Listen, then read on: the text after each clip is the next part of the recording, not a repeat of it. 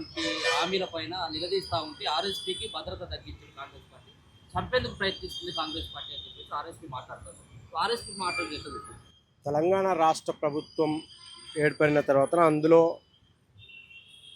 BRS పాలించిన 10 సంవత్సరాలు వదిలిపెడితే కాంగ్రెస్ పార్టీ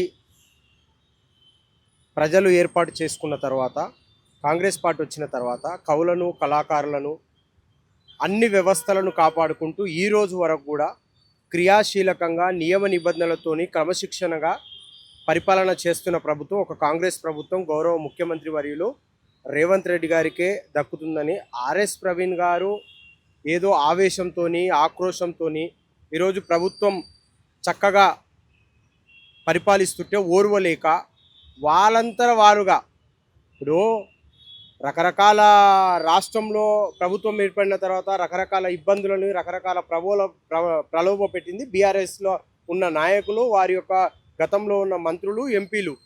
మరి ఆర్ఎస్ ప్రవీణ్ గారు ఒక ఐపీఎస్గా ఉండి ఈరోజు మతి స్థిమితం లేకుండా మాట్లాడుతూ ఉన్నారు. ఆర్ఎస్ ప్రవీణ్ గారు అంటే రాష్ట్ర వ్యాప్తంగా కాదు, దేశంలోనే ఒక మంచి వక్తగా, అదేవిధంగా పోలీస్ శాఖలో విధులు నిర్వహిస్తూ ఉండే వారు బీఆర్ఎస్ ప్రభుత్వానికి ఎందుకంత మరి దిగజారిపోయి మాట్లాడుతున్నారో తెలుస్తలేదు. ఆర్ఎస్ ప్రవీణ్ గారికి ప్రజల్లో గుర్తింపు ఉంది. వారు ప్రజాప్రతినిధిగా చాలా చక్కగా పోలీస్ శాఖలో విధులు నిర్వహిస్తాను. వారిని కాంగ్రెస్ పార్టీ కాదు, ఒక అభిమానిగా వాళ్ళందరినీ కూడా ఆర్ఎస్ ప్రవీణ్ గారిని గౌరవిస్తాం. కానీ ఆర్ఎస్ ప్రవీణ్ గారు మతిస్థిమితం లేకుండా కేటీఆర్ గారి ప్రేమలో పడి, మత్తులో పడి ఏదేదో మాట్లాడుతున్నారు. చాలా రోజుల నుంచి కూడా అంటే వారిది కూడా ఏం ఇబ్బంది లేదు, వారికి ఇచ్చిన టాస్క్ ఏదైతుందో ఆ టాస్క్ కంప్లీట్ చేయాలని చెప్పేసి ఆర్ఎస్ ప్రవీణ్ గారిని లోపల ఒత్తిడి చేస్తూ ఉన్నారు. ఆర్ఎస్ ప్రవీణ్ గారు గడుస్తున్న వ్యక్తి, మరి ఎందుకు ఆ ప్రలోభాలకు గురవుతున్నారో మాకైతే తెలియట్లేదు. ఇక్కడ మీరే సవాలు విసిరిరు, మీరు ప్రతి సవాలుగా మేము వస్తున్నామని చెప్పి బీఆర్ఎస్ నాయకులు వస్తూ ఉంటే మళ్ళీ మీరే 100 మంది పోలీసులను పెట్టి అరెస్ట్ చేపిస్తున్నారు ఏంటి అని చెప్పేసి బీఆర్ఎస్ నాయకులు. ఇప్పుడు ప్రజాస్వామ్యము, ఎవరన్నా సవాల్ విరవచ్చు, సవాల్కు ప్రతి సవాల్ ఉంటుంది.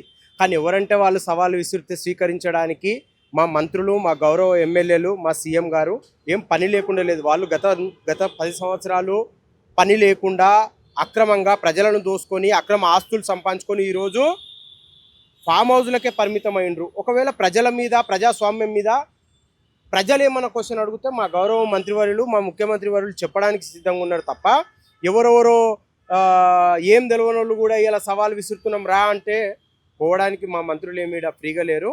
మీరు ఒకవేళ మాట్లాడాలనుకుంటే, ప్రజాస్వామ్యం ఇలా కాపాడుకోవాలనుకుంటే అసెంబ్లీ సాక్షిగా మేము గతంలో మా గౌరవ ముఖ్యమంత్రి పోయి స్వయంగా, మా మంత్రులు పోయి స్వయంగా కూడా కలిసి మీరు అసెంబ్లీకి రండి అని చెప్తున్నారు. మీరు ఇలా సవాల్ విసరడానికి ఇది గుండాయుజమా లేకపోతే ఇంకేదన్నా? కూర్చొని మాట్లాడడానికి మనకు ఒక అవకాశం, అసెంబ్లీ ఒక దేవాలయం లాంటి ప్రాంగణం, ఆ దేవాలయంలో మనం ప్రజల గురించి మాట్లాడాలన్నా, మీరు ప్రశ్నించాలన్నా కానీ కూడా అక్కడికి వచ్చి ప్రశ్నిస్తే దానికి సమాధానం ఉంటుంది. కానీ గుండాలలాగా, రౌడీలలాగా, వీధి రౌడీలలాగా మీ ఇష్టం ఉన్నట్టు సవాల్కు రండి అని చెప్తే రావడానికి ఇక్కడ ఎవడు సిద్ధం లేడు. రాబోయే రోజులలో ప్రజలే వీళ్ళ అహంకారం ఏదైతుందో అహంకారాన్ని తగ్గించుకొని ఒకవేళ ఇప్పుడన్నా అసెంబ్లీ వేదికగా అసెంబ్లీలు నిర్వహించే సమయంలో వచ్చి వాళ్ళ ఒకవేళ ప్రశ్నించే తత్వం ఉన్న కేసీఆర్ గారే ఈరోజు ఫామ్ హౌస్కు పరిమితమై ఉన్నారు. వీళ్ళకి ఎందుకు సమాధానం చెప్పాలి, వీళ్ళు ఎవరు అని చెప్పి కాంగ్రెస్ పార్టీ పక్షాన వారికి మేము హెచ్చరిస్తూ ఉన్నాం. ఇక్కడ గురుకులాల్లో అవినీతి చేసింది వడ్డూరు లక్ష్మణ్ అని చెప్పి బీఆర్ఎస్ నాయకులు, ఆర్ఎస్పీ ప్రతిసారి చెప్తూ వస్తూ ఉన్నారు. ఇప్పుడు మాట్లాడాలంటే వాళ్ళ హయాంలో జరిగినవన్నీ మాకు రుద్దుదామని, పట్టగాల్చి మీదేద్దామని, అవినీతిని బల నిరూపణ చేసుకోవాలి, ప్రజల మధ్య తీసుకొని రావాలి. మీరు సవాలు మేము కూడా ఎన్నో వందల సవాళ్ళు చేసినాం ప్రతిపక్షంలో ఉన్నప్పుడు. మరి మీకు ఆ రోజు సోయి ఎక్కడ పోయింది? ఎందుకు మీరు ఆ రోజు నోరిప్పలేదు? ఈ రోజు కనిపిస్తుందా? ఇలా బీసీలను, ఎస్టీలను, మైనార్టీలను క్రియాశీలకంగా కడుపులో పెట్టుకొని చూసుకుంటుంటే ఓర్వలేక బట్టగాల్చి మీదేయాలని చెప్పి ఆర్ఎస్ ప్రవీణ్ గారిని పంపిస్తున్నారు. మరి ఇలా నీ గట్స్ ఉంటే మరి కేటీఆర్ గారు ఎక్కడున్నారు? హరీష్ రావు గారు ఎక్కడున్నారు?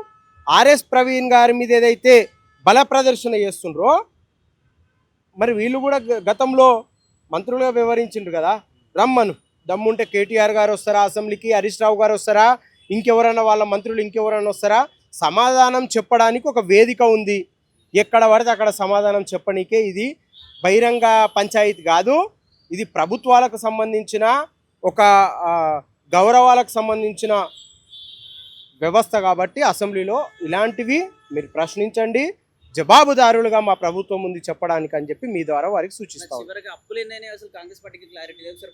కొన్నమేమో ఒక రకంగా మాట్లాడు, కొన్ని లక్షల కోట్లు అంటాడు. దీనికి సంబంధించి రకరకాలుగా మాట్లాడుతూ ఉన్నారు, జూపలు రకంగా మాట్లాడుతున్నారు. అసలు వీళ్ళకే క్లారిటీ లేదు. వీళ్ళేమన్నా అంటే అప్పులు వేసి బీఆర్ఎస్ పార్టీ అని మాట్లాడతారు. ఏంది అసలు? ఇప్పుడు గతంలో అప్పుల కుప్పగా చేసిపోయిన ప్రభుత్వం ఏది అంటే అది బీఆర్ఎస్ ప్రభుత్వం. బీఆర్ఎస్ ప్రభుత్వం గతంలో కాంగ్రెస్ ప్రభుత్వానికి ఏర్పడిన టైంలో అప్పుడున్న అప్పుల కన్నా ఇప్పుడు ఏం పెరగలేవు. పెరిగినా కానీ కూడా ఇప్పుడున్న పరిస్థితిని, ప్రభుత్వాన్ని, ఉద్యోగులని, అదేవిధంగా ఎవరైతే విద్యార్థులు ఉన్నారో వాళ్ళందరినీ, అంటే రకరకాల శాఖలు ఉన్నాయి, ఈ శాఖలన్నీ నడిపించాలంటే వీళ్ళు చేసిపోయిన ఏదైతే అప్పు ఉందో ఆ అప్పుకు మిత్తిలు కట్టడం ఒక ఎత్తు అయితే ఇలా రాష్ట్రాన్ని నడపడం ఒక ఎత్తు. ఇవన్నీ కూడా నివేదిక ప్రెస్ ముందు పెట్టి, ప్రెస్ మీట్ పెట్టి గతంలో ఎన్ని అయినాయి, ఇప్పుడు ఇంకెన్ని పెరిగినాయి అనేది మేము ప్రెస్ ద్వారా మా గౌరవ ముఖ్యమంత్రి వర్యులు అన్నీ కూడా కళాఖండిగా చూస్తూ ఉన్నాడు. ఆయన కూడా ప్రతి ఒక్కరికి సమాధానం చెప్పాలంటే ఆయనకున్న హోదా ప్రకారం, నాకు తెలిసి ఉన్న బిజీ షెడ్యూల్ ప్రకారం కాకుండొచ్చు, ఒకరోజు ఖచ్చితంగా మీడియా ముందుకు వచ్చి మీ మీడియా మిత్రుల ద్వారానే గతంలో ఎన్ని అప్పులు చేసినాం, దానికి ఎంత కడుతున్నాం, ఇప్పుడు ఎంత చేసినాం కులంకుశంగా మేము ఏదైనా చేసి ఉంటే చెప్తాం. మాకు బట్టె మాటలు, ఈ లంగా మాటలు మాకు రావు. మేము ప్రజల మద్దతుతో ఇవాళ ప్రజలు ఏర్పాటు చేసుకున్న ప్రభుత్వంలో క్రియాశీలకంగా మా ప్రభుత్వం పనిచేస్తూ ఉన్నది. ఎవ్వరెన్ని మాట్లాడినా ఇప్పుడున్న ప్రభుత్వం, మళ్ళీ రాబోయే ప్రభుత్వం కాంగ్రెస్ ప్రభుత్వమే. ఎన్ని అప్పులైనా, ఏమైనా మేము ఇచ్చిన హామీలను కూడా నెరవేరుస్తాము. అదేవిధంగా ఇవాళ ప్రజలు ఏదైతే మమ్మల్ని నమ్ముకున్నారో ఆ నమ్మకం ఏదైతుందో నిలబెట్టే విధంగా ఇలా కాంగ్రెస్ ప్రభుత్వం ఉంటుందని చెప్పి మీ ద్వారా తెలియజేస్తాం. Thank you.